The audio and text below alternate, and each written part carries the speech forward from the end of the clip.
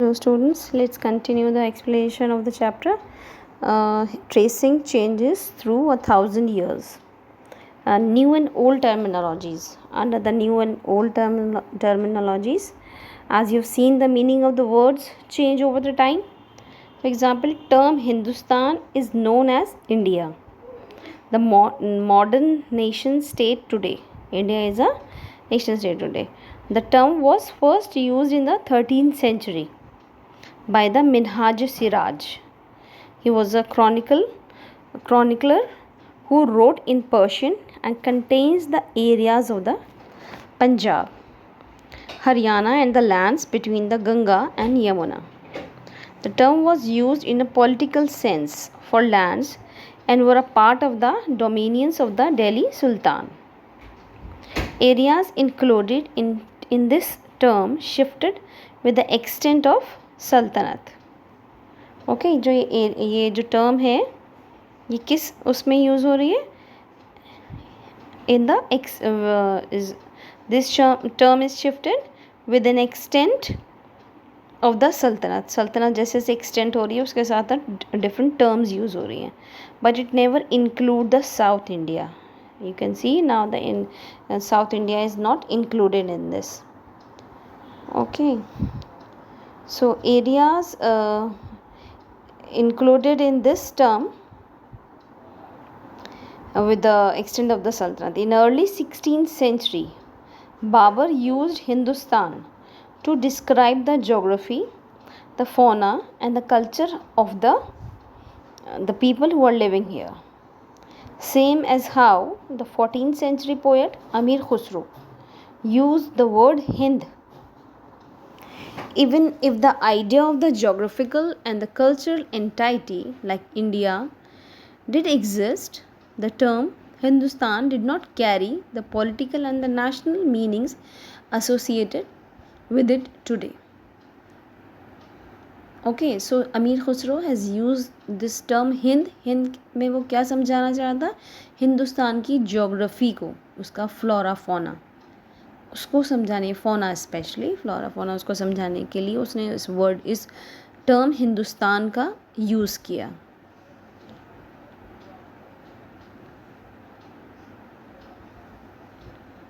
But इसके अंदर उसने पॉलिटिकल और नेशनल मीनिंग से कुछ एसोसिएशन नहीं था आज के. A simple term like the foreigner is use today to mean someone who is not an Indian. And in the medieval period, आज की डेट में हम फॉरेनर उससे कहते हैं जो कि बस इंडिया का नहीं है, वो फॉरेनर है. And what happened in the medieval period? In the medieval period foreigner was any stranger who appeared in a village or someone who was not a part of that society of the culture. उसको वो medieval period में foreigner कहा जाता था. और उसको हिंदी में हम बोलते थे परदेसी. परदेसी यानी कि जो आपके देश का नहीं है वो परदेसी. परदेसी और फॉरेनर सेम ही होते थे. A city dweller might regard a forest dweller as a foreigner. Forest dweller और सिटी ड्वेलर्स जो थे उनको फॉरेनर कहा जाता था, समझा जाता. But two peasants living in the same village are not the foreigners for the each other, even if they have the different religious caste और द बैकग्राउंड्स. दो किसान एक ही गांव में रह रहे हैं या दो डिफरेंट काम करने वाले, दो डिफरेंट कास्ट के, दो डिफरेंट रिलीजन के लोग अगर वो एक ही गांव में रह रहे हैं तो वो नहीं है, फॉरेनर नहीं है, परदेसी नहीं है.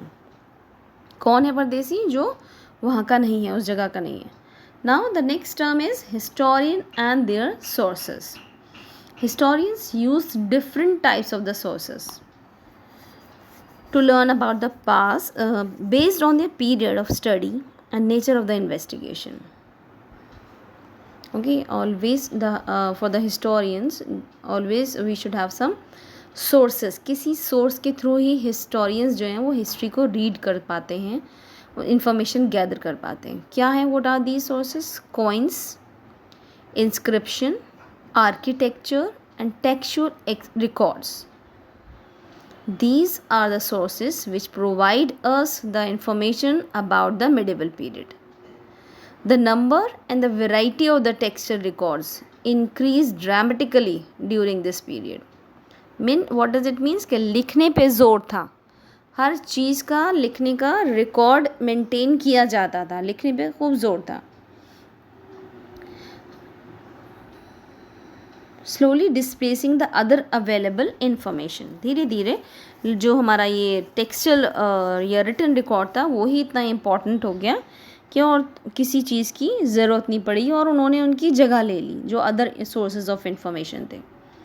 Paper is gradually become cheaper and more widely available.